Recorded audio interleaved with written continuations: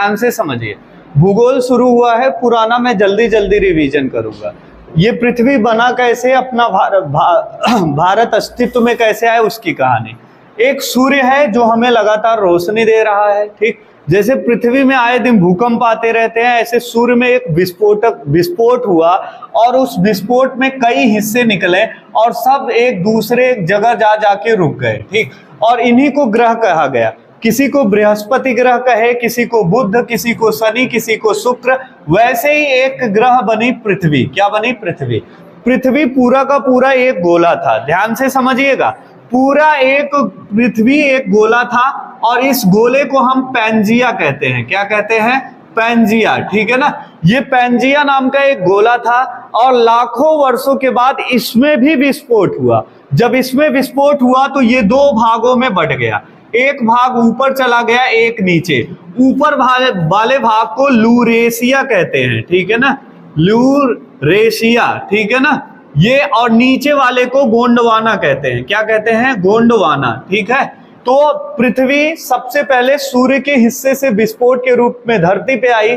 लगातार बारिश, लाखों वर्ष बारिश हुआ, पृथ्वी ठंडी हुई, इसमें एक विस्फोट हुआ, पृथ्वी दो भागों में बटी। ऊपर वाले भाग को लूरेशिया और नीचे वाले भाग को गोंडवाना लैंड कहते हैं, ठीक। अपना जो ये प्यारा भारत देश है, ये इस गोंडवाना लैंड का हिस्सा है, यहां से ऐसे कटा हुआ है।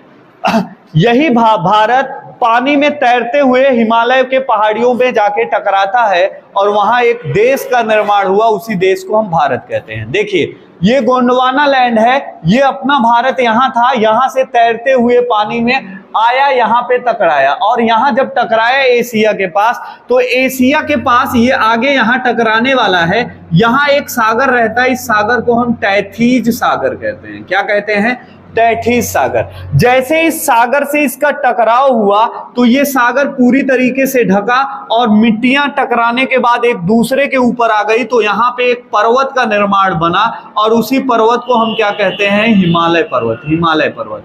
आपसे क्वेश्चन पूछेगा कि हिमालय पर्वत किसके अवसादों से बना है, तो आपका जवाब होगा टैथीज सागर। पहले हिमालय पर्वत की जगह एक बहुत बड़ा सागर रहा करता था, जमीनें टकराई, वहां पे क्या आ गया? मिट्टी, और मिट्टी आने पे वो पर्वत बना और नीचे टैथीज सागर दबा रह गया। यही रीजन है कि हिमालय पर्वत की ऊंचाइयों से कई जगह से हमेशा अनवरत पानी लगातार गिरता रहता है। गंगा माँ इसी हिमालय के गंगोत्री ग्लेशियर से निकली हैं, ठीक है ना, ये ध्यान रखिए। यमुना यमुनोत्री ग्लेशियर से निकली है। जितनी भी नदियां भारत के उत्तर भारत में है, सब हिमालय पर्वत से निकल के बहती हैं। तो इसी सागर के द्वारा बनाई गई, या इसका दूसरा आंसर बनेगा कि ग्लेशियर के पिघलने के कारण हिमालय की जो नदियां हैं वो सदाबहार रहती हैं। सदाबहार नदी उसे कहते हैं जो लगातार बहती है, कभी सूखती नहीं है, वो सदाबहार नदी हुई। तो ये अपना भारत देश बना। अब भारत, मैंने बताया पृथ्वी को बीचों बीच काटने, अक्षांश और देशांतर रेखा में 2 दिन रिवाइज कराया, आज नहीं बताऊंगा। अब आइए अपने भारत देश को हम लोग देखते हैं, ठीक है ना। ये जो अपना भारत देश है, इसके बारे में ध्यान से समझिएगा। इसका क्षेत्रफल पूछेगा तो 32,87,263 वर्ग किलोमीटर, ये ध्यान रखिएगा। आप एग्जाम में इस बात को भूल जाएंगे कि मैंने यहाँ क्या लिखा है 32,87,263, तो आप याद कर लीजिए 3 से शुरू हुआ, 3 पे खत्म हुआ, बस इतना याद रखिए। अगर 2 ऑप्शन में ऐसा मिल गया तो 3 में 2 का गुणा करें तो क्या बनता है? 6, लास्ट में 263 होना चाहिए, इतना याद कर लीजिए, ठीक। अब आपको कभी दिक्कत नहीं होगी। तो भारत का क्षेत्रफल मुझे पता चला 32,87,263, और क्षेत्रफल की दृष्टि से भारत का स्थान 3rd है, यानी तीसरा स्थान है। पहले स्थान पे रूस आता है। ये पीला वाला जितना पोर्शन देख रहे हैं ये सब रूस है, इसी को रसिया कहते हैं, ठीक है ना। पूरे दुनिया का सबसे बड़ा देश, 7 महाद्वीप में से 2 महाद्वीप में रूस स्थित है, एशिया में भी है और उधर यूरोप में भी है, ठीक। ये आपका एशिया वाला पार्ट है, इधर यूरोप में भी आता है, एशिया में। रूस यहां से यहां तक है। और पूरी दुनिया का सबसे ज्यादा क्षेत्रफल अगर पूछेगा तो फर्स्ट रैंक पे कौन है? रूस है, ये बात आपको पता होना चाहिए। दूसरे पे कौन है? कनाडा। कनाडा उधर पीला वाला जो दिख रहा है वो कनाडा है, ठीक। तीसरे पे कौन है? चाइना। चाइना भारत के इधर देखेंगे, ये पिंक वाला, ये पूरा चाइना है, ठीक है ना, चीन। चौथे पे कौन है? अमेरिका, पांचवें पे ब्राजील, छठे पे ऑस्ट्रेलिया, ऑस्ट्रेलिया नीचे है, सातवें पे अपना भारत, आठवें पे अर्जेंटीना। ये ध्यान रखिए। अगर प्रतिशत की दृष्टि से देखा जाए तो भारत के पास 2.43% जमीन है। कहने का तात्पर्य, यदि पूरी दुनिया में 100 बीघा जमीन से एक दुनिया बनाई गई तो उस 100 बीघे में भारत का जो हिस्सा आएगा वो 2.5 बीघे आएगा। कितना आएगा? 2.5 बीघे। ये ध्यान रखिएगा। अब आइए जनसंख्या की बात कर लेते हैं। अगर जनसंख्या की दृष्टि से देखा जाए तो भारत दूसरे नंबर पे है, सेकेंड रैंक पे है। कौन? भारत। ठीक है ना। भारत में लगभग 140 करोड़ जनसंख्या है, लेकिन मैं जो बताऊंगा वो 2011 के आंकड़े पे बताऊंगा, क्योंकि नई जनगणना का आंकड़ा नहीं आया है, अभी हुआ नहीं है। ठीक, आगे देखिएगा। अगर फर्स्ट की बात करेगा तो पहले पे कौन है? चीन। कौन है? चीन। पूरी दुनिया में सबसे ज्यादा आबादी वाला देश कौन है? चीन। लेकिन एक यूएनओ की रिपोर्ट आई है पिछले वर्ष, जिसके आधार पे पहला रैंक भारत को दिया गया है। अब माना है, यूएनओ ने यह स्वीकार किया है कि भारत की आबादी चीन से भी ज्यादा हो चुकी है इस समय।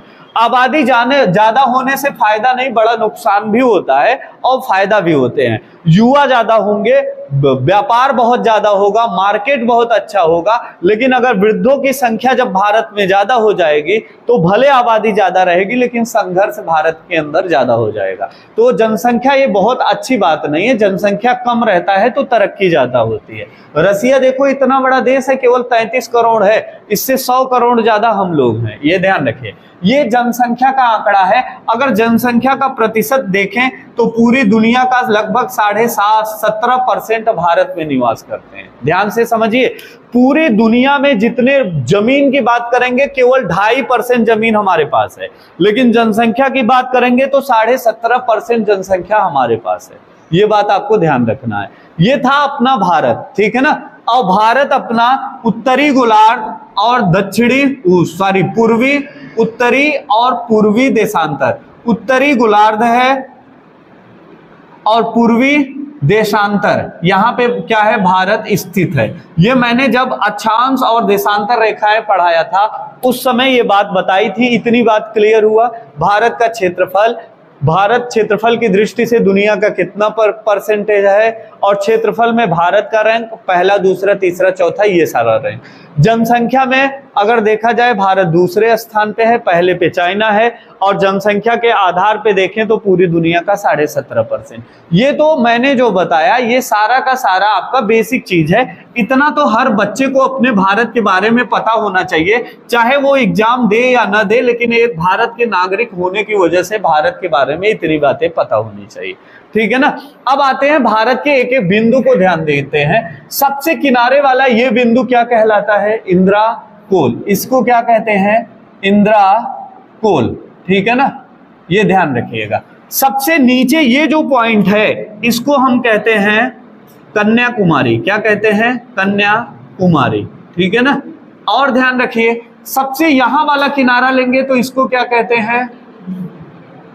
हाँ, कीबुथु। क्या बोलते हैं? कीबुथु।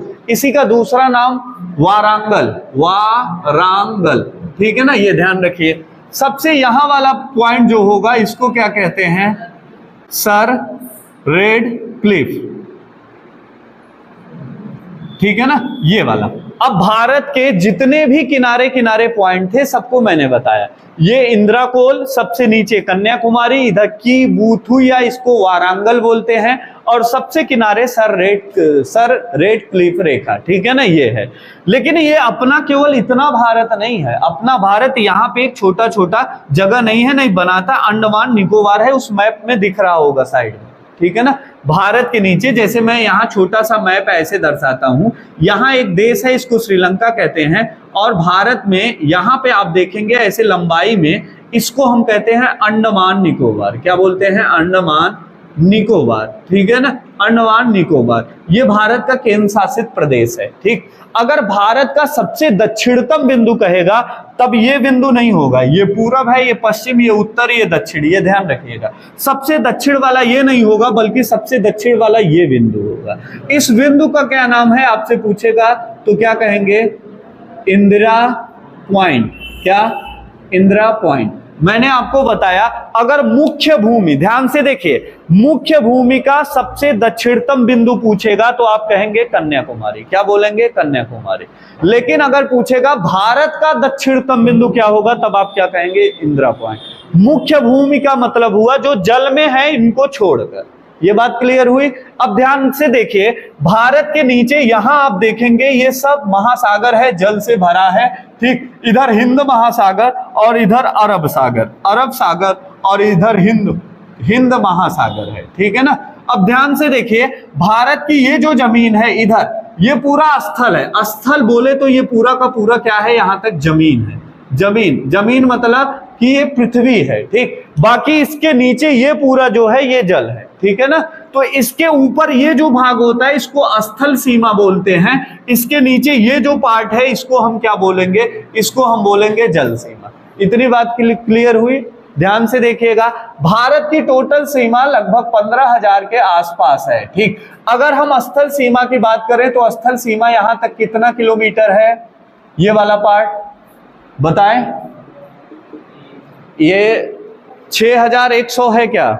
देखिए 72,200, 6,100 जल सीमा है। 72, 15,200, ठीक है ना। 15,200 ये है टोटल बाउंड्री। और जल वाला सीमा लेंगे तो जल वाला कितना है? 6100 कहीं कहीं लिखा है, लेकिन इसको लगभग मान के चलिए जो है 6100 टोटल है। लेकिन ये वाला अगर जल वाला सीमा लेंगे तो ये टोटल कितना पहुंच जाएगा?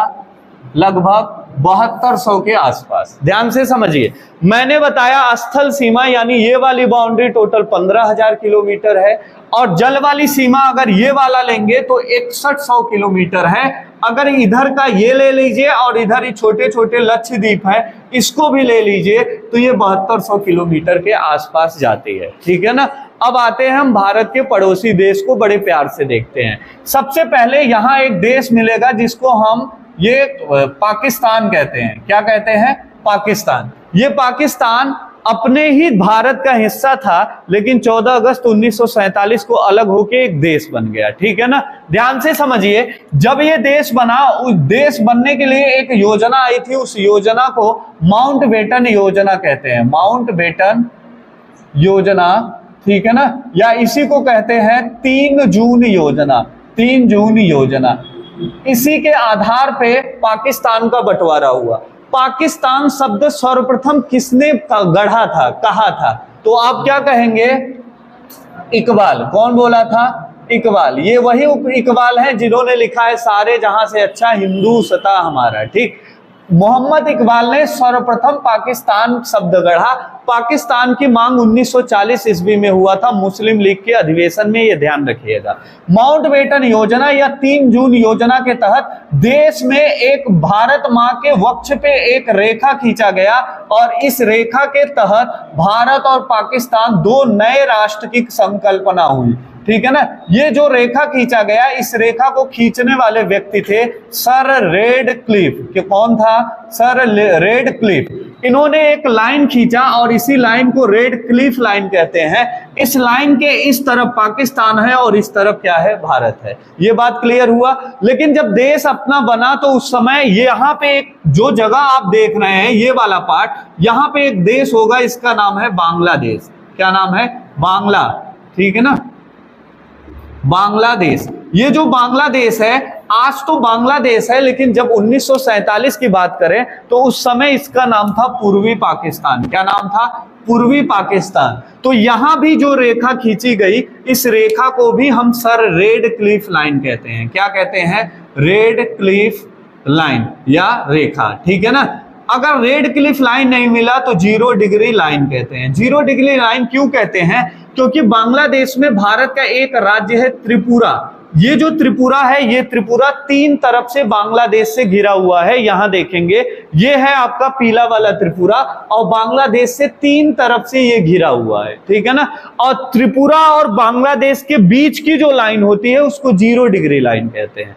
ये जो त्रिपुरा है, त्रिपुरा और बांग्लादेश के बीच की ये जो लाइन है, इसको 0 डिग्री लाइन कहते हैं। अगर रेड क्लिप दिखे तो इस पे टिक लगाना, अगर ये ना दिखे तो 0 डिग्री लाइन पे लगाना। और पूछेगा पक्का कि भारत और बांग्लादेश के बीच सीमा क्या बनाता है, रेड क्लिफ लाइन दिया तो टिक करना, नहीं दिया तो 0 डिग्री लाइन टिक करना। ये था पाकिस्तान का बंटवारा, मैंने बता दिया, बंटवारा हुआ, 2 देश बना। अब पाकिस्तान के बारे में देखिएगा ध्यान से, पाकिस्तान किससे सीमा साझा करता है। सबसे पहले अगर भारत का नया मैप देखें, पुराना मैप नहीं, नया मैप, यानी जम्मू कश्मीर और लद्दाख यूनियन टेरिटरी यानी केंद्र शासित प्रदेश बन गया, तब की बात करें तो यहां पे एक राज्य पड़ता है लद्दाख। क्या पड़ता है? लद्दाख। ध्यान से समझिएगा, लद्दाख में केवल एक जिला है, ध्यान से देखिएगा, लद्दाख एक राज्य है। लद्दाख इसी को राज्य नहीं, यूटी है यानी केंद्र शासित प्रदेश है। सबसे पहले पाकिस्तान से यही टकराता है, कौन? लद्दाख। सबसे ऊपर वाले छोर पे ग्रीन कलर आपको दिख रहा होगा,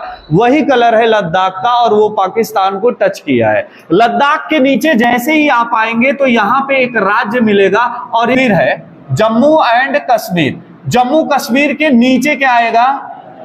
पंजाब, और पंजाब के नीचे क्या आएगा?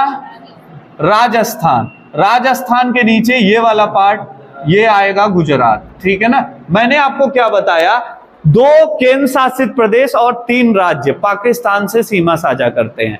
केंद्र शासित प्रदेश में एक लद्दाख होगा, एक जम्मू कश्मीर होगा, और 3 राज्य में पहला राज्य पंजाब, दूसरा राज्य राजस्थान और तीसरा राज्य गुजरात। यहां तक आपको क्लियर हुआ कि नहीं? पाकिस्तान से जो सीमा बनती है सर, रेड क्लिफ लाइन बनती है। ठीक है ना। और मैंने बताया यूटी 2 है, एक लद्दाख, एक जम्मू कश्मीर, और 3 राज्य हैं, उसका नाम क्या क्या है? पंजाब, राजस्थान और गुजरात। एक चीज और ध्यान रखिए, पाकिस्तान की राजधानी इस्लामाबाद है। क्या है? इस्लामाबाद। ठीक है ना। पाकिस्तान के संसद का क्या नाम है? ये भी आपसे पूछता है। संसद, नेशनल असेंबली। ठीक। आपसे पूछेगा राष्ट्रीय फल कौन सा है यहां का? कोई बता सकता है पाकिस्तान का राष्ट्रीय फल? ठीक है ना।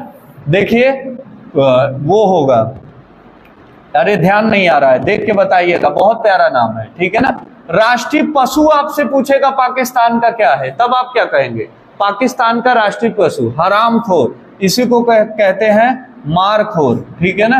मारखोर कुछ होगा उन लोगों का, वही बनाए हैं। ठीक है ना। ये था अपना क्या, अपने पड़ोसी देश पाकिस्तान। ठीक है ना। इतनी चीज आपसे पूछेगी, ये ध्यान रखिएगा। ठीक है ना। आम, क्या है? आम। आम, ध्यान से। भारत का राष्ट्रीय फल आम। इसका राष्ट्रीय खेल पूछेगा तो हॉकी। भारत का राष्ट्रीय खेल हॉकी।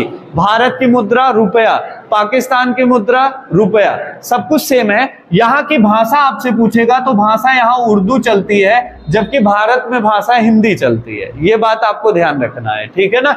और दूसरी चीज, यहाँ की सबसे बड़ी नदी पूछेगा तो सिंधु नदी पड़ेगा। ये वही सिंधु नदी है जिसके नाम पे भारत का नाम हिंदुस्तान पड़ा था। सिंधु को यूरोप वाले जो आते थे यहां से, वो लोग सिंधु को स न बोल के ह बोलते थे। ठीक है ना। विदेशी जब आएंगे तो हिंदी बोलेंगे तो अजीबोगरीब बोलते हैं, तो वो सिंधु को हिंदू बोलते थे, और हिंदू के मतलब सिंधु के इस तरफ हिंदुस्तान उन्होंने नाम दे दिया। ठीक है ना। और भारत में जो हिंदू धर्म है ये कोई धर्म नहीं है, ये हिंदू उन्होंने सिंधु नदी पे बोला, और यहाँ जो पद्धत चलती थी उसी पद्धत को हिंदू धर्म बना दिया गया था। ये इतिहास का विषय, ये ध्यान रखिए। तो पाकिस्तान के बारे में मैंने क्या क्या बताया, एकदम फटाक से रिवीजन करिएगा। 3 जून योजना या लॉर्ड माउंटबेटन योजना के तहत इसका बंटवारा हुआ। पहली बार पाकिस्तान शब्द प्रयोग किया मोहम्मद इकबाल, और 1940 में ये मुस्लिम लीग के अधिवेशन में ये पारित हुआ कि हम एक नया देश मानेंगे। ठीक है ना। और 3 जून योजना या माउंटबेटन योजना के द्वारा बंटवारा कर दिया गया। पाकिस्तान अपना आजाद यानी अपना आजादी का वर्ष, जिसको हम स्वतंत्रता दिवस कहते हैं, वो 14 अगस्त 1947 को मनाता है। ये बात आपको ध्यान देना है। पाकिस्तान का राष्ट्रीय फल पूछेगा तो आम, पाकिस्तान का मुद्रा पूछेगा तो रुपया, पाकिस्तान का राष्ट्रीय खेल पूछेगा तो हॉकी, फील्ड हॉकी जिसको बोलते हैं। ठीक। पाकिस्तान का अगर राष्ट्रीय पशु बोलेगा तो हाँ, मारखोर, याद रखिएगा, मारखोर। पाकिस्तान और भारत के बीच की रेखा पूछेगा सर, रेड क्लिफ। पाकिस्तान और भारत के बीच जो सीमा बनती है, ये कितने राज्य केंद्र शासित प्रदेश? 2 केंद्र शासित प्रदेश, लद्दाख और जम्मू कश्मीर। 3 राज्य कौन कौन? पंजाब, राजस्थान, गुजरात। इतनी बात आपको ध्यान रखना है। ये सब किसके बारे में हुआ? पाकिस्तान। पाकिस्तान की सबसे बड़ी नदी सिंधु नदी। सिंधु जल समझौता भारत और पाकिस्तान के बीच हुआ, 1960 ईस्वी में हुआ। वर्ल्ड बैंक ने यह समझौता कराया था 80% पानी पाकिस्तान यूज करेगा, 20% पानी भारत यूज करेगा। इसी को कहते हैं सिंधु जल समझौता। इतना पता होना चाहिए। ये अपना पड़ोसी देश नल्ला पाकिस्तान, उसकी कहानी थी, ठीक है ना। अब आगे चलेंगे तो ध्यान से देखेंगे, इधर मैं बना रहा हूं, आप लोग बड़े वाले मैप में देखते जाइएगा। एक रेखा यहां से आई है और यहां पे टच की है, ठीक है ना, और इस रेखा का नाम है डूरंड लाइन। क्या नाम है? डूरंड रेखा। डूरंड रेखा के ठीक ऊपर एक देश है अफगानिस्तान। क्या, कौन सा देश है? अफगानिस्तान। ये जो अफगानिस्तान है, ये रेखा भारत के पीओके वाले क्षेत्र में पड़ता है और थोड़ा सा टच करता है। एकदम ऐसे समझिए, रेखा आया, भारत को टच किया। आप मैप में देखेंगे तो ये देखिए ऊपर, यही है आपका डूरंड रेखा। यहां आके ये थोड़ा सा टच कर लिया, ठीक है ना। और यही भारत की सबसे छोटी सीमा है। ये टोटल 106 किलोमीटर है। कितना? 106। और सबसे कम भारत के साथ सीमा बनाने वाला अगर देश पूछेगा तो क्या हो जाएगा? अफगानिस्तान। अगर डूरंड रेखा पूछेगा तो भारत और अफगानिस्तान के बीच है, और डूरंड लाइन पाकिस्तान और अफगानिस्तान के बीच में भी है, दोनों जगह है। ये बात आपको ध्यान रखना है, ठीक है ना। अफगानिस्तान की राजधानी पूछेगा तो आप क्या बोलेंगे? काबुल। क्या बोलेंगे? काबुल। अफगानिस्तान के संसद का नाम पूछेगा तो आप क्या बोलेंगे? सोरा। क्या नाम है? सोरा। अफगानिस्तान के संसद का नाम सोरा, और यहां पे ये जो राजधानी है, राजधानी का नाम क्या है? काबुल। ये ध्यान रखिए, ठीक है ना। क्या हुआ? ड्यूमा। अच्छा, ड्यूमा कर लीजिएगा, ड्यूमा। सोरा किसका है? ये यहां है क्या? म्यांमार का। हाँ, देख लीजिएगा, देखिएगा। ये अफगानिस्तान से मेरी जो सीमा बनी वो डूरंड लाइन से बनी। सबसे छोटी सीमा थी 106 किलोमीटर की सीमा। यहाँ की संसद का नाम ड्यूमा था, ठीक है ना। क्या है? ड्यूमा संसद का नाम है। राजधानी आपसे पूछेगा काबुल। और आपने जो महमूद गजनबी और मोहम्मद गौरी ये सब पढ़े हैं, 17 बार अटैक कर दिया, इनकी आंख फोड़ दिया, ऐसा कर दिया, ये सभी लोग यहीं से आया करते थे। वर्तमान में भारत और अफगानिस्तान की अच्छी दोस्ती है, लेकिन अफगानिस्तान में अब तालिबान का कब्जा आ चुका है, ठीक है ना। आपको न पता हो तो ध्यान रखिए, जब भारत अपना स्वतंत्रता दिवस मनाता है तो उस समय पाकिस्तान, अफगानिस्तान के हर क्षेत्र में, यानी उसकी जो भी बॉर्डर है भारत से मिलने वाले, इस बॉर्डर पे तिरंगा झंडा वो खुद लगा के लहराता है, भारत का झंडा। अच्छा खासा भारत का व्यवहार चल रहा है। इसके बाद जैसे ही इधर आएंगे तो एक देश आपको मिलेगा, चमगादड़ चीन, ठीक है ना। चीन चमगादड़ से प्रसिद्ध है क्योंकि चमगादड़ के द्वारा इन्होंने कोविड-19 एक बीमारी पैदा किया, और ऐसे लाखों बीमारी पैदा करने का रिकॉर्ड इसके नाम आए दिन जुड़ता रहता है, ठीक। ये जो चीन है, ये चीन क्षेत्रफल की दृष्टि से दुनिया का कौन सा देश है? चौथा देश, नहीं तीसरा है ना, तीसरा देश क्षेत्रफल की दृष्टि से। सबसे पहले रूस, कनाडा, फिर चाइना। तीसरा सबसे बड़ा देश है चाइना। देखेंगे ऊपर, नेपाल के ऊपर जितना सफेद पार्ट आप देख रहे हैं सब चीन की हिस्सा है, ये मान के चलिए, वो क्या है? चीन है, ठीक है ना। ये ध्यान रखिएगा, चीन जो आजाद हुआ था 1 अक्टूबर को चीन आजाद हुआ, और 1948 वो दौर चल रहा था। इसी दौर पे चीन क्या हुआ? आजाद हुआ। चीन की राजधानी आपसे पूछेगा तो आप क्या कहेंगे? बीजिंग। क्या बोलेंगे? बीजिंग। चीन की क्या है? राजधानी। और चीन का राष्ट्रीय खेल आपसे बहुत पूछता है तो आप क्या कहेंगे? Table tennis. टेबल टेनिस इसका राष्ट्रीय खेल है चीन का, ठीक है ना। ये ध्यान रखिए। भारत और चीन के बीच ये जो लाइन गई है, एक देश यहाँ चीन है, इस चीन और भारत के बीच में ये जो लाइन गई है यहां तक, इस लाइन को हम क्या बोलते हैं? मैकमोहन रेखा। क्या बोलते हैं? मैकमोहन रेखा। ये ध्यान रखिए। भारत की सबसे छोटी सीमा अफगानिस्तान से बनती है। सबसे बड़ी सीमा पूछेगा तो आपका जवाब क्या होगा? बांग्लादेश। क्या जवाब होगा? बांग्लादेश। बांग्लादेश के बाद चीन, चीन के बाद क्या होता है? पाकिस्तान। याद करिए, सबसे बड़ी सीमा बांग्लादेश, बांग्लादेश के बाद चीन, चीन के बाद पाकिस्तान, सबसे छोटी सीमा अफगानिस्तान, ठीक है ना। और ये जो चीन है, चीन के बीच में भारत ने जो रेखा खींचा, इस रेखा का नाम है मैकमोहन रेखा। मैकमोहन रेखा 1914 और 15 के आसपास खींची गई थी और चाइना ये नहीं मानता, इस रेखा को नहीं मानता, कहता है ये मैं नहीं मानूंगा। क्यों नहीं मानूंगा? क्योंकि 1948 में मेरा देश आजाद हुआ और ये रेखा खींचा गया 1915, 14-15 में, अर्थात अंग्रेज जब शासन करते थे तब खींचा गया। तो मैंने तो खींचा ही नहीं, तो मैं इसको मानूं क्यों? अगर यही बात भारत कह दे तो भारत भी आजादी के पहले ये पाकिस्तान, अफगानिस्तान, यहां तक कि चाइना भी भारत का हिस्सा था। भारत के कब्जे में चाइना था। जब अंग्रेज भारत पे कब्जा कर रहे थे उस समय चाइना पे भी कब्जा किए थे। कुडुल कटफिशेस, बिम कटफिशेस और कनिक्स आपने सुना होगा प्राचीन भारत में, ये चाइना के शासक हैं जो भारत में आके राज्य किए। और सिल्क रूट पे कब्जा करने वाला जो भारत उस समय का देश था, वर्तमान में सिल्क रूट पे कब्जा करने वाला देश आपसे पूछेगा तो चीन। सिल्क रूट क्या होता है?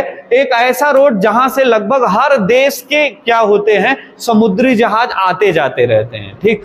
वो सिल्क रूट पड़ता है भारत के ऊपर यहाँ। अब इधर जितने भी देश हैं, इनको एशिया में आना होगा तो इस स्थान का प्रयोग इनको करना पड़ेगा, पक्की बात है, ठीक है ना। यहां से जहाज जैसे आएगी जाएगी, तो सिल्क रूट का फायदा यही होता है कि चीन जितना चाहेगा उतना मनमाना टैक्स लेगा, ठीक है ना। तो सबसे ज्यादा कमाई इसकी सिल्क रूट से होती है। एक दौर रहा करता था कि सिल्क रूट पे अपने भारत का अधिकार था, लेकिन वर्तमान में नहीं है। तो ये चीन याद करिए। चीन की जो सबसे बड़ी नदी है, कल मैंने बताया था, उस नदी का क्या नाम है? शांगपो। क्या नाम है?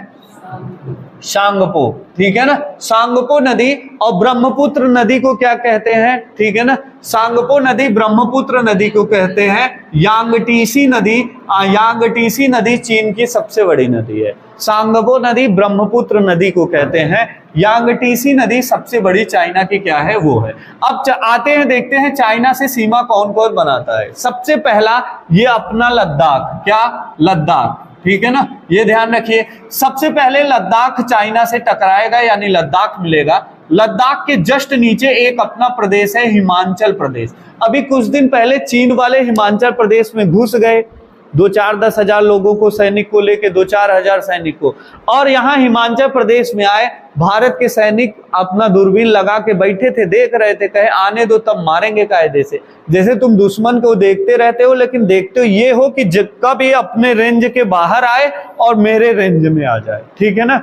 जैसे किसी लड़के को मारना है, आप डिगिया के हैं तो आपका नजर रहेगा कि बभनी के इधर आ जाए और इधर ऊंच डी के आगे न जाए, इसके बीच में रहेगा तब तो पीट लेंगे दौड़ा के, चाहे जहां हो। तो वही चीज भारत ने कहा कि ये पर्वत से आ रहे हैं, पर्वत आने दो, पर्वत पे जैसे चढ़ेंगे मारना शुरू करेंगे। और पर्वत पे चढ़ते इन लोगों की पिटाई शुरू हुई और चाइना के सैनिक बड़े बड़े ऊंचाई से कूद कूद के मर गए थे, ठीक है ना, क्योंकि इतना तेज ये लोग मार रहे थे कि वो बर्दाश्त करने के बाहर था, इससे अच्छा कूद के मर जाए। तो यहां से ये लोग भाग गए। तो आपको पता है, इसलिए कहानी बताया ताकि आपके दिमाग में बस जाए कि हिमाचल प्रदेश भी चाइना से सीमा साझा करता है।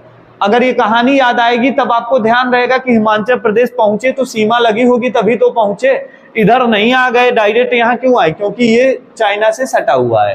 तो लद्दाख, हिमाचल प्रदेश, नीचे एक राज्य पड़ेगा उत्तराखंड। क्या पड़ेगा?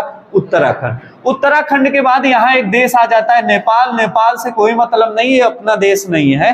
तो 3 राज्य, पहले लद्दाख, लद्दाख के बाद हिमाचल प्रदेश, फिर उत्तराखंड। लद्दाख यूटी है, यानी केंद्र शासित प्रदेश, 2 राज्य। अब यहाँ आएंगे तो एक भारत का राज्य यहाँ पड़ेगा, इसका नाम सिक्किम है। आप मैप में देखें वहां सिक्किम होगा, सिक्किम भी साझा करता है। उसके बाद यहां देखेंगे तो भारत का एक राज्य है अरुणाचल प्रदेश, और ये भी किसका है? चीन से सीमा साझा करता है। तो मैंने क्या क्या बताया? सबसे पहले लद्दाख जो कि यूनियन टेरिटरी यानी केंद्र शासित प्रदेश, फिर हिमाचल प्रदेश एक राज्य, दूसरा राज्य मैंने बताया उत्तराखंड, तीसरा राज्य बताया सिक्किम, और चौथा राज्य क्या बताया आपको? अरुणाचल प्रदेश। तो 4 राज्य, एक केंद्र शासित प्रदेश। लद्दाख 4 राज्य में हिमाचल प्रदेश, उत्तराखंड, सिक्किम, अरुणाचल प्रदेश। ये किससे सीमा साझा करते हैं? चीन से। और चीन और भारत के बीच की सीमा का नाम है मैकमोहन लाइन। क्या नाम है? McMahon line. अब आइए देखते हैं, एक यहाँ पे देश है, इस देश का नाम है नेपाल। क्या नाम है? नेपाल। नेपाल के बारे में मैं अंदर लिखता हूं, भारत और नेपाल के बीच में कोई सीमा नहीं है। उत्तर प्रदेश का एक जिला महाराजगंज, यहां से एक दरवाजा बना दिया गया है और इसके द्वारा आप नेपाल जा भी सकते हैं, आ भी सकते हैं, ठीक है ना। जब आपको इच्छा हो, पेट्रोल यहाँ महंगा है, मोटरसाइकिल लो, नेपाल में तेल भराओ, भारत चले आओ, ठीक है ना। तो यहाँ पे ध्यान रखिएगा, ये नेपाल जो है यही रीजन है जो अपराधी होते हैं किसी की हत्या करने के बाद नेपाल में भाग जाते हैं, क्योंकि अदर कंट्री पड़ जाएगी और उनकी भारत की पुलिस कहाँ खोजेगी, भारत में ही खोजेगी, विदेश में थोड़ी खोजने जाएगी। तो सबसे पहले कोई बड़ी घटना होती है तो इस बॉर्डर को सीज कर दिया जाता है, किसी को नेपाल जाने नहीं दिया जाता, नहीं तो यहाँ भाग जाएगा। जैसे आप सुने होंगे विकास दुबे वाला केस, ठीक है ना। विकास दुबे जैसे ही हत्या किया पुलिस अधिकारियों का, सबसे पहले ये बॉर्डर सीज किया गया कि ये बाहर, भारत के बाहर ना जा पाए, और पता लगा यहां तक गया था, बॉर्डर सीज होने के बाद फिर वापस आ गया था वो। अगर नेपाल चला जाता तो बिना वहां की सरकार किसे पूछे भारत की पुलिस कुछ नहीं कर सकती थी। तो नेपाल और भारत के बीच कोई लाइन नहीं है, लेकिन ध्यान रखिए नेपाल से सीमा साझा करने वाले भारत के राज्य कौन कौन से हैं। सबसे पहले कौन आएगा? उत्तराखंड। क्या आएगा? उत्तराखंड। उत्तराखंड के बाद एक बड़ा सा प्रदेश है और बहुत प्यारा प्रदेश है जिसको भौकालों का प्रदेश कहते हैं, उत्तर प्रदेश, ठीक है ना। तो उत्तराखंड, उत्तराखंड के बाद क्या आया? उत्तर प्रदेश। उत्तर प्रदेश के बाद एक और प्रदेश आएगा जो भारत में सबसे कम पढ़ा लिखा माना जाता है, बिहार, लेकिन सबसे ज्यादा आईएएस पैदा होते हैं बिहार से, ठीक है ना। भारत अजीबोगरीब खेल है, ये ध्यान रखिएगा।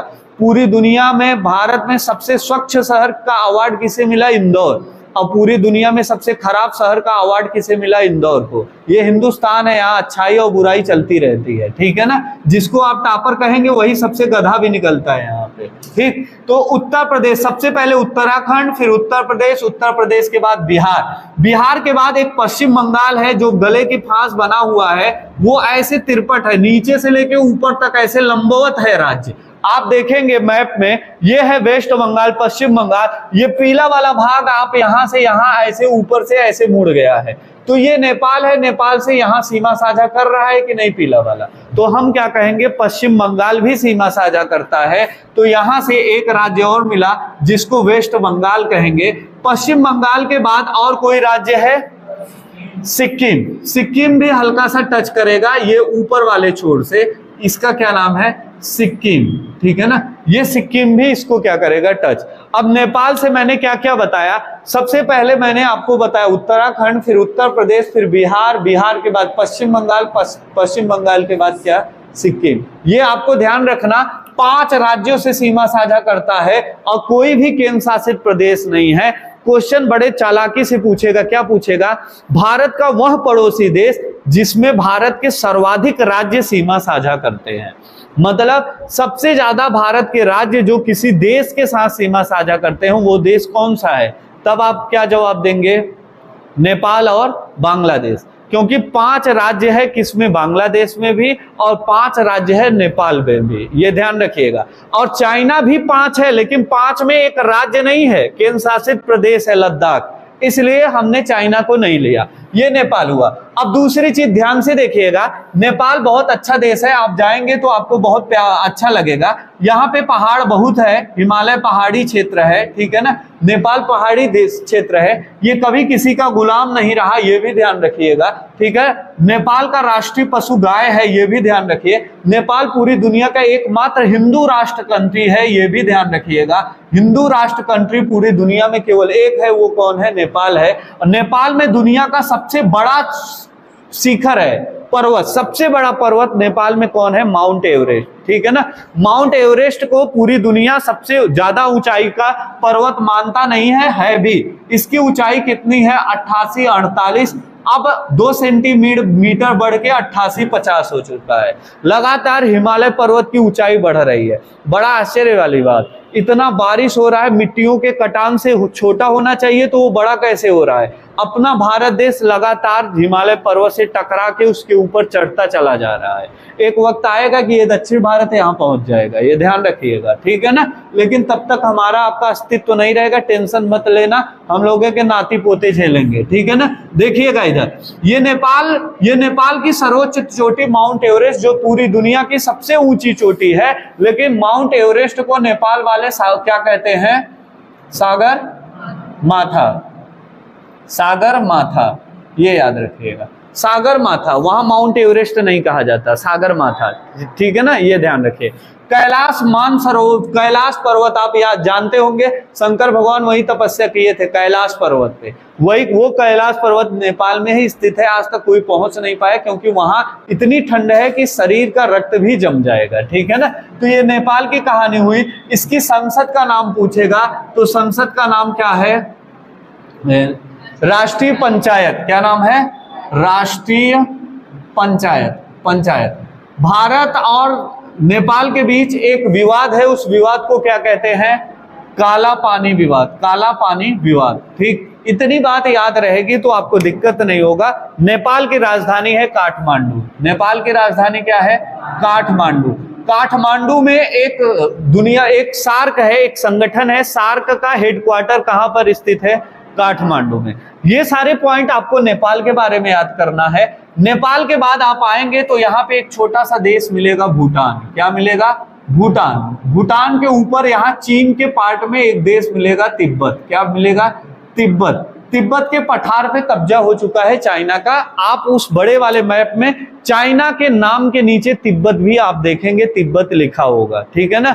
ये जो तिब्बत है, तिब्बत का पठार पूरी दुनिया का छत कहलाता है। एक क्वेश्चन पूछेगा, पूरी दुनिया का छत किसे कहते हैं? तिब्बत के पठार को कहते हैं, ये ध्यान रखिए।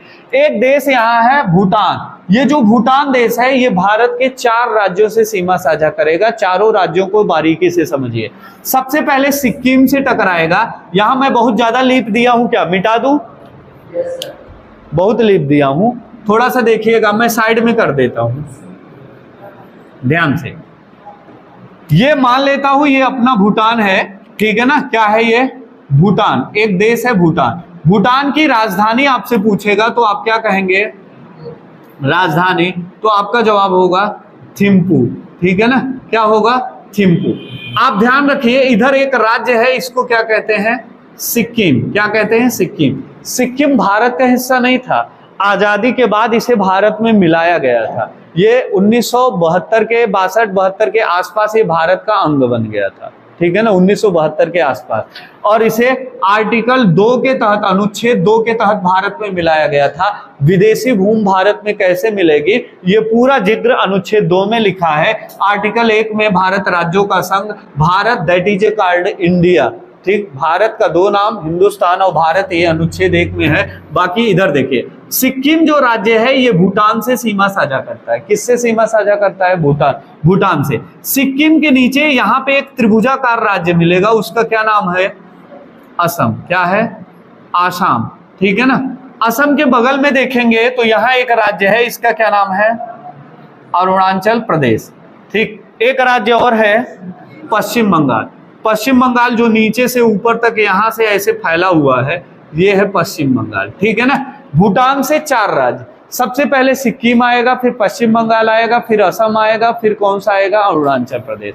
अब ध्यान से देखिएगा, ये सिक्किम भारत में बाद में मिला, ठीक है ना। पश्चिम बंगाल आप जानते हैं, बंगाल विभाजन 1905 हुआ। असम का पुराना नाम कामरूप है। क्या है? कामरूप, असम का पुराना नाम। यहीं पे एक माजुली द्वीप है। क्या है? माजुली द्वीप। और माजुली द्वीप पूरी दुनिया का सबसे बड़ा नदी द्वीप है, बार बार पूछता है। सबसे बड़ा नदी द्वीप कौन सा है? माजुली द्वीप। ब्रह्मपुत्र नदी पे बनता है। कहां पे बनता है? असम में बनता है, ये याद रखिएगा। और माजुली एक असम का जिला भी है, इतना बड़ा द्वीप कि उसे जिला घोषित कर दिया गया, ये ध्यान रखिएगा। और दूसरी बात, असम में एक मंदिर है कामाख्या। किसका मंदिर है? कामाख्या मंदिर।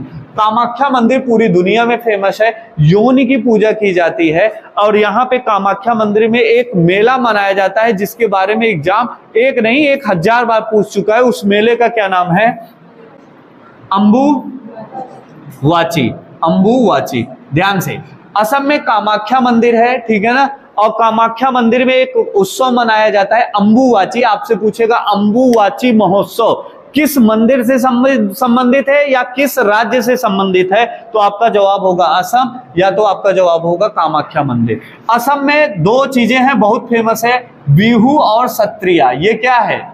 नृत्य, सत्रिया। जैसे हर राज्य का अपना नृत्य होता है। जैसे उत्तर प्रदेश का कुछ नहीं है तो नौटंकी हो गया है, ठीक है ना। उत्तर प्रदेश में नौटंकी अब तो नहीं देखने को मिलता, पहले हर बारात में नौटंकी जाती थी। ये तो ऑर्केस्ट्रा उसको बेरोजगार कर दिया नौटंकी वाले को, नहीं तो ऑर्केस्ट्रा के पहले वही चलता था नौटंकी। तो उत्तर प्रदेश का नौटंकी है, और रासलीला जिसको आप रामलीला कहते हैं, रामलीला होता है कि नहीं उत्तर प्रदेश में ज्यादा। ऐसे आप असम में जाएंगे तो असम में बिहू और सत्रिया ये दो नृत्य होता है, इसको ध्यान रखिएगा। असम की बहू बहुत सुंदर होती है तो बिहू सुंदर से सत्रिया, ये ध्यान रखिएगा।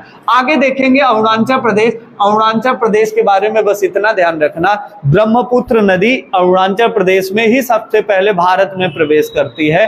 अरुणाचल प्रदेश में सबसे कम जनसंख्या घनत्व है, यानी 1 किलोमीटर के अंदर में मात्र 17 आदमी मिलते हैं। कितने आदमी? 17 आदमी। ये था भूटान। भूटान के बाद भारत की जो राज्य है उनके बारे में भी बता दे रहा हूं, सारा क्वेश्चन बनता है, ऐसा नहीं है कि जो क्वेश्चन नहीं बनेगा मैं नहीं बताऊंगा। भूटान के बाद आप देखेंगे तो एक प्यारा सा देश मिलेगा म्यांमार, जिसका नाम है वर्मा। क्या नाम है? वर्मा। ये तो आपका किसकी कहानी थी? भूटान की। अब आते हैं यहाँ पे एक देश है, ठीक है ना, ये आप भारत जो देखेंगे ऐसे गया है, ठीक है ना, ऐसे करके, ठीक है ना, यहां जल है ऐसे, ठीक ऐसे बना है ये वाला पार्ट। यहां जो देश है इसको म्यांमार कहते हैं। क्या कहते हैं? म्यांमार। ये जो म्यांमार देश है इसका पुराना नाम वर्मा। 1935 के अधिनियम के तहत ये भारत का हिस्सा था, भारत से अलग कर दिया गया। किया किसने? अंग्रेजों ने किया, ठीक है ना। और यहाँ पे आप नहीं जानते होंगे तो आज जान लें, यहाँ पे खूब ढेर सारे क्या है? वृक्ष हैं। वृक्ष बोले तो जंगल है। यहाँ क्या है?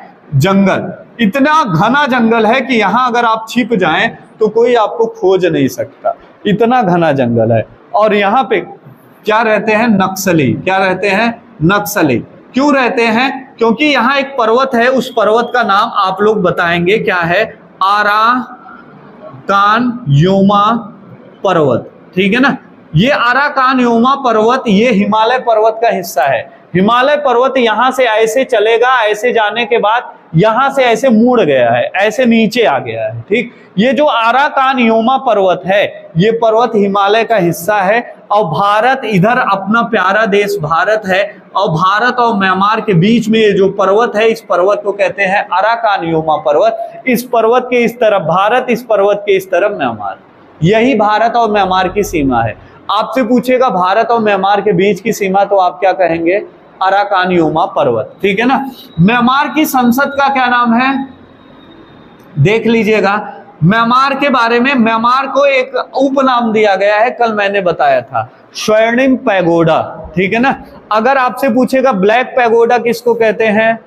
कोणार्क का सूर्य मंदिर, उसको ब्लैक पैगोडा कहते हैं। आपसे पूछेगा व्हाइट पैगोडा किसे कहते हैं, तो आपका जवाब होगा जगन्नाथ, पुरी का जगन्नाथ मंदिर। कहां पे है? उड़ीसा का। रथ यात्रा निकाली जाती है, आप पूरा विश्व में फेमस है, आप भले न जानते हो लेकिन पूरा दुनिया जानता है। जगन्नाथ पुरी का रथ जो होता है वो रथ बड़े लंबे चौड़े में निकाला जाता है, करोड़ों लोग रहते हैं। कहते हैं जिस समय वो रथ निकाली जाती है धूप भी रहता है तो ऑटोमेटिक बादल हो जाती है। ये ईश्वर का प्रताप है। अब अफवाह है क्या है ये ध्यान रखिएगा। जगन्नाथ पुरी मंदिर उड़ीसा में है, उसी मंदिर को हम व्हाइट पैगोडा कहते हैं। और स्वर्णिम पैगोडा पूछेगा तो म्यांमार देश को स्वर्णिम पैगोडा कहते हैं, ये ध्यान रखिए। म्यांमार अब सीमा किससे साझा करेगा इसको जरा ध्यान से देखिए। सबसे किनारे यहां अपना एक राज्य है अरुणाचल प्रदेश। क्या राज्य है? अरुणाचल प्रदेश। अरुणाचल प्रदेश के नीचे आएंगे तो आपको क्या मिलेगा? नागालैंड। नागालैंड एक भारत का राज्य है, दूसरा देश मत समझ लीजिएगा। नागालैंड भारत का एक राज्य है और सबसे बड़ी क्वालिटी की नागालैंड में अंग्रेजी बोली जाती है, हिंदी नहीं बोली जाती। उससे भी बड़ी क्वालिटी ये है कि भारत के हर राज्यों में हर 10 साल पे जनसंख्या बढ़ती है, लेकिन नागालैंड पे जनसंख्या घट गई थी, ठीक है ना, ये ध्यान रखिएगा। इकलौता एकमात्र राज्य है जहां जनसंख्या घटी थी, बाकी हर राज्य में जनसंख्या बढ़ी थी, ये ध्यान रखिएगा। तो सबसे पहले आएगा अरुणाचल प्रदेश, फिर नागालैंड। नागालैंड के बाद यहाँ पे एक राज्य है, इसका क्या नाम है? मणिपुर। देखिए मणिपुर, यहाँ नीचे यहाँ देखिएगा। सबसे पहले अरुणाचल प्रदेश, नागालैंड, यहां मणिपुर, उसके बाद क्या आया मिजोरम। ठीक, 4 राज्य। मणिपुर के बाद क्या आ जाएगा? मिजोरम। मिजोरम, ये ध्यान रखिए, मैंने 4 राज्य बताया। अरुणाचल प्रदेश, नागालैंड, मणिपुर और मिजोरम, 4 राज्य किससे सीमा साझा करते हैं? म्यांमार से सीमा साझा करते हैं। एक देश और बचा है, जरा उसको ध्यान से देखिएगा। एक छोटा सा देश, भारत के इस मैप में जब भी आप देखेंगे तो यहां ऐसे जो रहता है, इसी को कहते हैं बांग्लादेश। क्या कहते हैं? बांग्लादेश। और बांग्लादेश भारत से सबसे ज्यादा सीमा साझा करता है। इसकी टोटल लंबाई अगर देखा जाए तो टोटल लंबाई इसकी कितना है? 4696, यानी 4096 किलोमीटर किसका है? भारत और बांग्लादेश के बीच की सीमा। यहां से शुरू होगा पूरा, एक तरफ से एक तरफ। बांग्लादेश को 3 तरफ से भारत घेर के रखा है, और बांग्लादेश भारत के एक राज्य को 3 तरफ से घेरा है, और उस राज्य का क्या नाम है? त्रिपुरा। ध्यान से देखिएगा, त्रिपुरा। आपसे पूछेगा बांग्लादेश को 3 तरफ से किसने घेरा? भारत।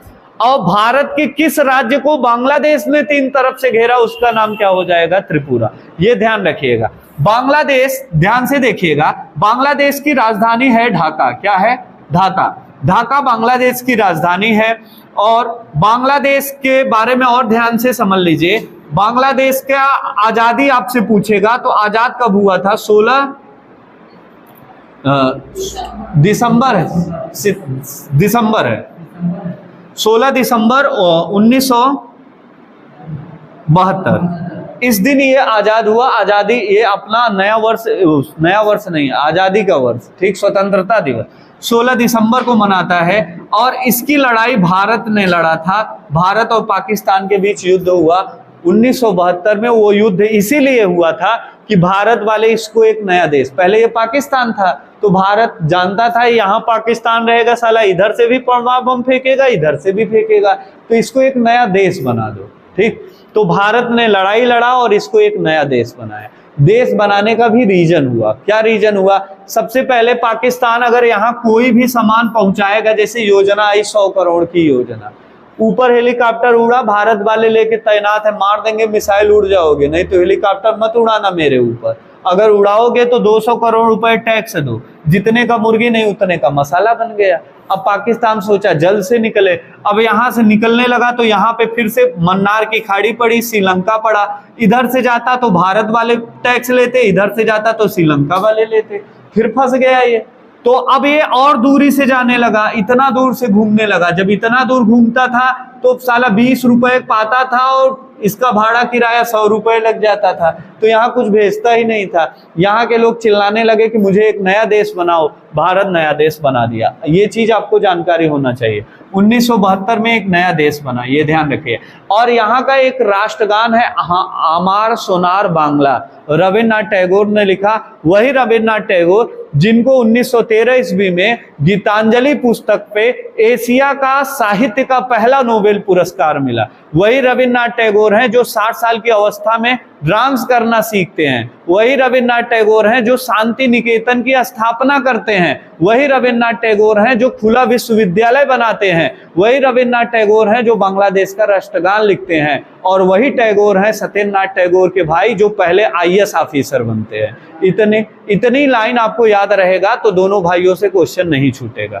एक एक चीज आपको पता होना चाहिए। ठीक, तो बांग्लादेश के साथ सीमा साझा कौन करेगा? सबसे पहले इधर वाला बाउंड्री पूरा तनहा बादशाहत हासिल कर लिया है पश्चिम बंगाल, ठीक है ना। वेस्ट बंगाल इधर से पूरी तरफ से एक तरफ बांग्लादेश को घेर लिया, और पश्चिम बंगाल के बाद एक राज्य यहाँ आता है त्रिभुजाकार, मैंने बताया कामरूप अर्थात असम। क्या होगा? असम। असम भी बांग्लादेश से सीमा साझा करता है। एक छोटा सा राज्य यहाँ क्या है? त्रिपुरा। क्या है? त्रिपुरा। इसके बगल में एक राज्य और है, इसको क्या कहते हैं हम? मेघालय। क्या कहते हैं? मेघालय। तो ध्यान से देखिए, पश्चिम बंगाल के ऊपर यहाँ देखिए सिक्किम भी है क्या? नहीं है, नहीं। देखिए पश्चिम बंगाल, ध्यान से देखिए, पश्चिम बंगाल ये सीमा साझा किया, पीला वाला।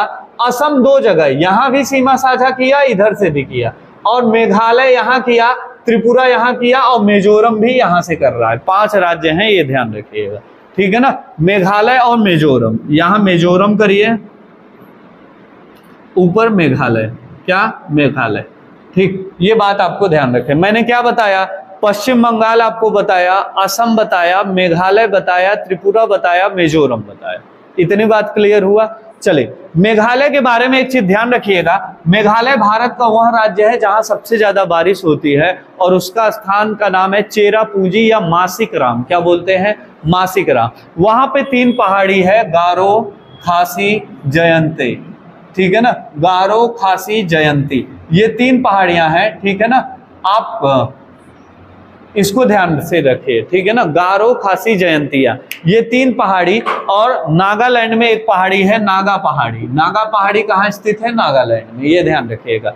गारो, खासी, जयंती, दरअसल सबसे ज्यादा बारिश होती क्यों है, जरा उसको समझिएगा। ठीक, इसको मैं यहाँ साइड में बता देता हूँ, यहाँ पे देखिएगा, यहीं पे लिख देता हूँ। सबसे बड़ी चीज, एक पहाड़ी यहाँ है गारो, इधर है खासी, इधर है जयंती। ठीक है ना, अब होता क्या है, भारत में मानसून आता है पश्चिम से, इधर से आता है, और आने के बाद यहाँ टकराया। यहाँ जैसे ही टकराया ये नीचे गया, नीचे गया तो फिर यहाँ टकराया, यहाँ टकराने के बाद यहाँ गया, और बार बार ऐसे रिपीट करता रहता है, इसलिए यहाँ पे हमेशा बारिश होती रहती है। समझ में आया कि नहीं?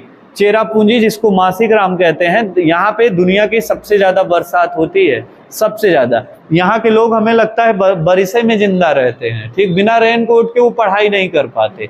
इनसे पूछो कि पढ़ाई होता क्या, तुम लोग एक दिन बारिश हो तो छोड़ दोगे कोचिंग। देखो, यहां से गया, इसमें टकराया, नीचे आया, फिर इसमें, ऐसे बार बार मानसून टकराता रहता है और बारिश यहाँ लगातार होती रहती है। ये कहाँ का है? मेघालय का गारो, खासी, जयंती। यहाँ म्यांमार और बांग्लादेश। अब एक चीज और ध्यान रखिए, भारत के नीचे वाले हिस्से में जाएंगे, ध्यान से, भारत के अगर निचले हिस्से में जाए, टाइम वो मत देखो, आज पांडे सर नहीं आएंगे। ठीक है ना, ये देखो, यहाँ पे एक देश है, इसका नाम है श्रीलंका। क्या नाम है? श्रीलंका। ध्यान से देखिए, ये वही श्रीलंका है। ठीक है ना, ये वही श्रीलंका है जहां पे रावण जन्म लिए थे और सोने की लंका बनाए थे। इसका नाम क्या है? श्रीलंका। ठीक है ना, श्रीलंका की 2 राजधानी, ये ध्यान रखिए, एक कोलंबो है और एक श्री जयवर्धन कोट्टे। 2 राजधानी, कोलंबो और श्री जयवर्धन कोट्टे, ये ध्यान रखिए। श्रीलंका में भारत के एक महान शासक थे, अशोक। क्या नाम था? अशोक। ये वही शासक है, जैसे आप एक का सिक्का जैसे निकालेंगे तो एक अशोक स्तंभ दिखेगा। देख के, नोट में देख के मैं बताता हूं, अशोक स्तंभ यही है। ये जो साइड में 4 शेर दिख रहे हैं ना, ये किसका प्रतीक है? ये राजा अशोक का प्रतीक है। ठीक, भारत में बहुत राजा हुए, मैंने किसी का प्रतीक नहीं लिया, केवल अशोक का लिया। उसका रीजन ये था, सबसे खूंखार राजा से एक बौद्ध धर्म का सबसे बेहतरीन राजा के रूप में अशोक का निर्माण हुआ था। मतलब एक खूंखार राजा भी मानवता की सीख दे सकता है, उसका प्रतीक मैंने उठाया, ये 4 शेर वाले स्तंभ। अभी हाल ही में संसद भवन, नया संसद भवन बना, तो उसमें ये 4 शेर दर्शाए गए। थोड़ा सा अंतर कर दिया गया, शेर का मुंह खोल दिया गया, जैसे शेर दहाड़ता है। इस पे काफी बवाल हुआ था कि अशोक के स्तंभ में शेर का मुंह खुला नहीं था, इसमें मुंह खुला क्यों? काहे ना खोलें? अब भारत दहाड़ना सीख गया है तो खुला रहना चाहिए, कोई दिक्कत नहीं है। ठीक, अगर तुम शेर होने के बाद तुम्हारी मुंह बंद है और तुम दहाड़ नहीं सकते, तो तुम सर्कस वाले शेर हो, जंगल वाले शेर नहीं हो। अगर शेर हो तो दहाड़ना तुम्हें आना चाहिए। ठीक है ना, तो ये ध्यान रखिएगा। ये अशोक ने अपने बेटे और बेटी महेंद्र और संघमित्रा, महेंद्र और बेटी का नाम है संघमित्रा, इन दोनों को श्रीलंका में बौद्ध धर्म का प्रचार के लिए भेजा था। और ये वही अशोक है जिन्होंने जानवरों की चिकित्सा के लिए अस्पताल खुलवाया था। भारत में पहली बार जानवर का भी अस्पताल खोला गया था। 14 स्तंभलेख, शिलालेख, आप पत्थरों पे लिखने की पद्धति अशोक के समय से शुरू हुई थी, इसलिए बताया कि श्रीलंका से जुड़ी हुई चीजें हैं। अब आइए श्रीलंका को देखिए। ये जो श्रीलंका है, श्रीलंका के बीच में यहाँ पे अंदर आप देखेंगे, समुद्र के अंदर दूरबीन लगा के, तो एक पुल बना है। इस पुल का नाम क्या है? रामेश्वरम। ये यही पुल है जहां पे भगवान राम ने पुल बना के लंका तक गए थे। ये मैं नहीं बोल रहा हूं, ये नासा बोलता है। नासा के रिसर्च में जमीन के अंदर पत्थर होने का जिक्र किया गया है, और ऐसा पत्थर जो एक रोड की तरह है। ये नासा बताई है, ठीक है ना। यहां ध्यान रखिए, ये जो रामेश्वरम है यहाँ पे एक सबसे बड़ी मूर्ति बनी है, और वो मूर्ति है किसकी? स्वामी विवेकानंद की मूर्ति है। और यही स्वामी विवेकानंद की मूर्ति पे तपस्या करने नरेंद्र मोदी गए थे चुनाव के बाद। चुनाव के बाद वो तपस्या करने कहीं ना कहीं निकल जाते हैं। इसके पहले निकले थे केदारनाथ, इस बार रामेश्वरम में गए। इसलिए बता रहा हूं कि अब यहाँ पे क्वेश्चन बनेगा, पक्का बनेगा, क्योंकि अभी हाल की घटना है। तो यहाँ मूर्ति जिसकी है, ये ध्यान रखिए, स्वामी विवेकानंद की मूर्ति बनाई गई। दूसरी बात, श्रीलंका और भारत के बीच में यहाँ जल है। इस जल का दो नाम है, और दोनों नाम में आपको फंसाएगा। पहला नाम है मन्नार की खाड़ी। मन्नार की खाड़ी, ये तो आप नहीं भूलेंगे, लेकिन दूसरा नाम हो सकता है आप भूल जाएं, पाक स्ट्रेट। आपसे पूछेगा इसलिए कि पाक स्ट्रेट जैसे पूछेगा आपको लगेगा भारत और पाकिस्तान के बीच में है। ऐसा नहीं है। भारत और श्रीलंका के बीच जो जलधारा है, इस जलधारा का दो नाम मन्नार की खाड़ी और पाक स्ट्रेट। ये अपना श्रीलंका जलीय पड़ोसी है। अंडमान निकोबार के नीचे एक देश है, द्वीप में है, जिसको इंडोनेशिया कहते हैं। क्या बोलते हैं? इंडोनेशिया, ठीक। और यहाँ पे लक्षद्वीप है, और लक्षद्वीप की राजधानी करवती होती है, और इसकी भाषा मलयालम होता है। 1 लाख द्वीपों से बना है, और यहाँ पे जो है मलयालम भाषा है, प्रवाल द्वीप से ये पूरा का पूरा बना है, ठीक है ना। ये बात क्लियर हुई। एक बार फिर से रिवाइज करते हैं सब पॉइंट को। 5 मिनट के अंदर मैं बोलता जाऊंगा, आप लोग हर एक चीज एक्सेप्ट करिएगा कि आपके दिमाग में आए। आप इसको टेंशन ना लीजिए, कहेंगे तो पूरा का पूरा नोट्स मैं आपके मोबाइल पे भेज दूंगा, आप बना लीजिएगा, ठीक। यहां लिखेंगे, टाइम जाएगा। सबसे पहले आते हैं पाकिस्तान। रिवीजन कराऊं कि रहने दूं? कल कराऊं? करा दें। सबसे पहला पाकिस्तान। पाकिस्तान आजाद हुआ 14 अगस्त 1947, आजादी का दिवस, ठीक है ना। ये ध्यान रखिए। पाकिस्तान शब्द मोहम्मद इकबाल ने सर्वप्रथम बोला। ढाका 1940 में पाकिस्तान की पहली बार मांग की गई। 3 जून योजना, जिसको लॉर्ड माउंटबेटन योजना कहते हैं, इससे देश का बंटवारा हुआ भारत और पाकिस्तान के बीच में। भारत और पाकिस्तान के बीच में एक रेखा है जिसको हम कहते हैं सर रेड क्लिफ लाइन। क्या कहते हैं? सर रेड क्लिफ लाइन, ठीक। पाकिस्तान की संसद का नाम, खेल का नाम, ये सब आप देख लीजिएगा। ऊपर पाकिस्तान के ऊपर एक देश है अफगानिस्तान। अफगानिस्तान की राजधानी है क्या? काबुल। काबुल, वहां की नदी भी काबुल एक नदी भी है, ठीक है ना। और पाकिस्तान अफगानिस्तान के बीच जो रेखा है उसको डूरंड लाइन कहते हैं। वही डूरंड लाइन भारत के पीओके में थोड़ा सा टच करता है, जो 106 किलोमीटर के बराबर है, और भारत की सबसे छोटी सीमा अफगानिस्तान से बनती है 106 किलोमीटर, ठीक है ना। ये ध्यान रखिए। अफगानिस्तान के जस्ट बगल में आएंगे तो चीन एक देश है। चीन सबसे पहले लद्दाख, जो कि एक केंद्र शासित प्रदेश है, उससे सीमा साझा करेगा। लद्दाख के जस्ट बाद हिमाचल प्रदेश, हिमाचल प्रदेश के जस्ट बाद वो उत्तराखंड से सीमा साझा करेगा। फिर नेपाल आ जाएगा। उत्तर प्रदेश और बिहार से कोई लेना देना नहीं है। नेपाल के बाद जब जाएंगे तो सिक्किम से सीमा साझा करेगा। सिक्किम के बाद अरुणाचल प्रदेश से सीमा साझा करेगा। अर्थात 4 राज्य और एक केंद्र शासित प्रदेश से चाइना सीमा साझा करता है।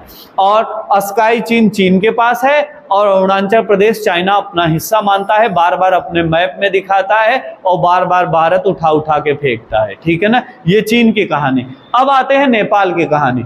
नेपाल भारत का बफर स्टेट है। भारत और चीन के बीच बफर स्टेट के रूप में कौन काम करता है? नेपाल। बफर स्टेट क्या होता है? ठीक, जैसे ध्यान से देखिएगा।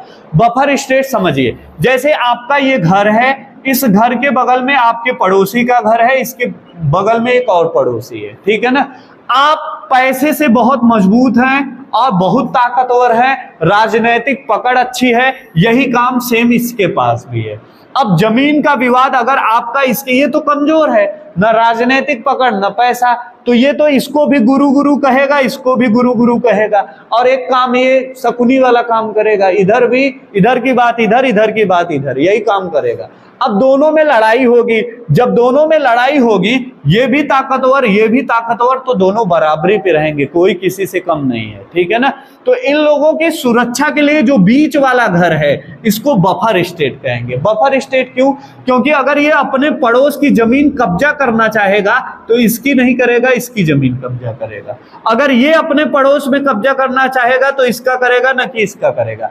वैसे ही भारत में बफर स्टेट का काम करता है नेपाल। देखो यहाँ पे है नेपाल, ठीक। अगर चाइना भारत की जमीन इधर कब्जा करना चाहेगा कर लेगा, लेकिन यहां चाहेगा तो नेपाल का कब्जा करेगा, भारत का कब्जा नहीं होगा। ये भारत की सुरक्षा है और इतनी दूर भारत को सेना नहीं लगानी पड़ती, ये नेपाल अपनी सेना यहाँ पे लगाती है, ठीक है ना। तो ये चीज ध्यान रखिए। ये जो नेपाल है, नेपाल एकमात्र हिंदू राष्ट्र कंट्री है। अभी मैंने बताया गाय राष्ट्रीय पशु है यहाँ का। यह पड़ोसी देश से पूछता है राष्ट्रीय पशु खेल ओल के नाम, ठीक है ना। नेपाल के बारे में, नेपाल और भारत के बीच एक विवाद है जिसको काला पानी का विवाद कहते हैं। नेपाल में सर्वोच्च, दुनिया की सर्वोच्च चोटी माउंट एवरेस्ट, जिसकी ऊंचाई 8848, वर्तमान में 8850 हो चुका है। नेपाल में इसका नाम सागर माथा और कैलाश मानसरोवर या कैलाश पर्वत नेपाल में ही स्थित है। ये बात आपको ध्यान रखना है। नेपाल कभी भी किसी देश की गुलामी नहीं किया, ये भी आपको ध्यान में रखना है, ठीक है ना। तो ये थी नेपाल की बात। अब चीन का हुआ। अच्छा, नेपाल से सीमा कौन साझा करेगा? सबसे पहले उत्तराखंड, उत्तराखंड के बाद उत्तर प्रदेश। उत्तर प्रदेश के 8 जिले, ऊपर के 8 जिले, ये सब नेपाल से सीमा साझा करते हैं। ये देखो नेपाल ऊपर लिखा है कि नहीं, उधर मैप में देखो, उत्तर प्रदेश के मैप में 8 जिला है जहां से नेपाल की बाउंड्री है। 8 जिले पड़ेंगे। लेखपाल, पुलिस, यसाई, इन तीनों पेपरों में एक एक जिला पूछता है, इसलिए जिला भी याद कर लेना। महाराजगंज से शुरू होगा, उधर से देख लेना, ठीक है ना। तो सबसे पहले मैंने आपको क्या बताया? उत्तराखंड, उत्तराखंड के बाद उत्तर प्रदेश, उत्तर प्रदेश के बाद आपको बताया बिहार, और बिहार के बाद आपको कौन सा राज्य बताया था? पश्चिम बंगाल। पश्चिम बंगाल के बाद सिक्किम। अब सबसे ज्यादा नेपाल से सीमा कौन साझा करता है? बिहार। उत्तर प्रदेश नहीं, बिहार। इस मैप में देखेंगे आपको उत्तर प्रदेश लगेगा, लेकिन बिहार सबसे ज्यादा है, ठीक है ना। ये ध्यान रखिएगा, ये क्वेश्चन कई बार बना है। उसके जस्ट बगल में भूटान आएगा, भूटान से सीमा साझा करेगा सिक्किम। सिक्किम के बाद कौन सा आता है? पश्चिम बंगाल। पश्चिम बंगाल के बाद असम, असम के बाद अरुणाचल प्रदेश। भूटान, भूटान के बाद इधर किनारे पे म्यांमार आएगा। अराकान योमा पर्वत उसकी सीमा बनाती है। 4 राज्य, अरुणाचल प्रदेश, नागालैंड और मणिपुर और मिजोरम। देखिए नहीं, यही है मणिपुर, मिजोरम, 4 राज्य किनारे वाले, ठीक है ना। इसके बाद यहाँ आएंगे बांग्लादेश। अब मैंने म्यांमार के बारे में बताया, इसको स्वर्णिम पैगोडा का देश कहते हैं, पुराना नाम वर्मा था इसका, ठीक है ना। और जो पहले यूएनओ के हेड थे यहीं के थे। बांग्लादेश पे आएंगे तो बांग्लादेश से 5 राज्य है। सबसे पहले पश्चिम बंगाल, फिर असम, असम के बाद कौन सा है राज्य? देखो मेघालय, मेघालय के बाद त्रिपुरा, त्रिपुरा के बाद मिजोरम। इतने राज्य किससे सीमा साझा करते हैं? बांग्लादेश। और सबसे ज्यादा सीमा साझा कौन करता है? बांग्लादेश। और बांग्लादेश की राजधानी मैंने बताया ढाका, और राष्ट्रगान आमार सोनार बांग्लादेश रविन्द्रनाथ टैगोर ने बनाया। इतनी बात बताया। एक जल पड़ोसी को बताया, श्रीलंका। ये जो श्रीलंका जल पड़ोसी है, इसकी 2 राजधानी श्री जयवर्धन कोट्टे और कोलंबो। भारत और श्रीलंका के बीच जो जलधारा जाती है उसका 2 नाम, पाक स्ट्रेट और मन्नार के खाली। और अंडमान निकोबार के नीचे एक देश यहाँ पे है, इसमें छपा नहीं है, उसको इंडोनेशिया कहते हैं। इंडोनेशिया भारत का जलीय पड़ोसी देश है। यहाँ देखिए, ये है इंडोनेशिया, ठीक है ना। ये भारत, और यहाँ पे अंडमान निकोबार है, ये इंडोनेशिया है। ध्यान से देखिएगा, इंडोनेशिया और भारत, और यहाँ ऑस्ट्रेलिया, ये पूरी जमीन सेम है। जो पैदावार भारत में होगी वही यहाँ। भारत में मसालाओं का प्रदेश केरल को कहते हैं, और केरल यहीं से तो गया है, ठीक है ना। कहीं ना कहीं केरल का हिस्सा ये भी है, सेम वही मिट्टी। यहाँ भी बहुत मसाला होता है। इंडोनेशिया, इंडोनेशिया की राजधानी होता है जकार्ता। इंडोनेशिया की राजधानी जकार्ता। इंडोनेशिया में दुनिया के सबसे ज्यादा दूसरे नंबर के मुसलमान रहते हैं। सबसे ज्यादा मुसलमान भारत में रहते हैं, भारत के बाद इंडोनेशिया यहाँ रहते हैं, ठीक है ना। इंडोनेशिया में, इंडोनेशिया की मुद्रा पे गणेश भगवान की मूर्ति है। ये सब आपसे पूछता नहीं, लेकिन आपको जानकारी होनी चाहिए। इंडोनेशिया के जो मूल भगवान माने जाते हैं वो भगवान राम माने जाते हैं। आज भी रामलीला यहाँ पे होती है इंडोनेशिया में। इंडोनेशिया और थाईलैंड 2 ऐसा देश है जहां रामलीला आज भी होती है। भारत में न के बराबर, वहां भव्य होती है। वहां का प्रधानमंत्री भी देखने जाता है। जैसे यहाँ हमारे प्रधानमंत्री वर्ल्ड कप देखने जाते हैं, वहां के प्रधानमंत्री वो देखने जाते हैं, जो है रामलीला, ठीक है ना। और एक वहां पे एक वो है, ध्यान से समझिएगा, एक पुरस्कार, दुनिया का दूसरा सबसे बड़ा पुरस्कार। एक पहला पुरस्कार नोबेल प्राइज, दूसरे नंबर पे कौन सा पुरस्कार होता है? पत्रकारिता के क्षेत्र में क्या होता है, उसको बोलते हैं, बताओ? पुलिंजर पुरस्कार, ठीक है ना। ये पुरस्कार इंडोनेशिया के जो राष्ट्रपति थे उनके मरने के याद पे शुरू हुआ था। ये सब आपको पता होना चाहिए। इंडोनेशिया के जकार्ता में एक अंतरराष्ट्रीय संगठन का हेडक्वार्टर है, कोई बता सकता है? जकार्ता, हाँ, आसियान एक संगठन है, उसका नाम है आसियान। आसियान का हेडक्वार्टर पूछेगा, ये हेडक्वार्टर इंडोनेशिया के जकार्ता में है। इंडोनेशिया के बगल में फिलीपींस होगा, देखिए ये है फिलीपींस, ठीक है ना। और फिलीपींस की राजधानी क्या है? मनीला, ठीक है ना। ये सब क्वेश्चन आपसे पूछेगा, ये सब ध्यान से समझिएगा। ये था अपना भारत और भारत के पड़ोसी देश और कौन किससे सीमा साझा करता है। ये आपकी जिम्मेदारी है कि कल जाएंगे, यहाँ डिगिया पे एक दुकान है हमारे गुलाब यादव जी की, उनके ठीक सामने एक और दुकान है, दोनों दुकान पे आपको भारत का मैप मिल जाएगा। जहां आप पढ़ते हैं या जहां सोते हैं अपने सर के सामने लगाइए, रात में सोने से पहले उसको पूरा पढ़िए जितना मैं बताया, और सुबह उठने से पहले पढ़िए। लगातार 10 दिन पढ़ेंगे तो आपका ये भारत के पड़ोसी देश वाला रोग खत्म हो जाएगा, मुर्जवानी याद हो जाएगा, ठीक है ना। और मैं शिक्षा के मंदिर में हूं, मार्कर लिया हूं, 1% झूठ नहीं बोलूंगा। मैंने कभी याद नहीं किया, केवल मेरे सर पे ऐसे टंगा रहता था, देख देख के मुझे याद हो गया, देख देख के पूरा याद हुआ है। आपको लगता होगा यार बड़ा फैक्ट है, याद किए हैं, देख रहे हैं पूरा एक एक बकबका रहे हैं, सांसों नहीं ले रहे हैं, वो सब याद नहीं किए हैं, वो बार बार देखते देखते याद हुआ। यही चीज आप भी करिए, याद करने के चक्कर में न पड़िए। ये भारत था। अब आइए अपने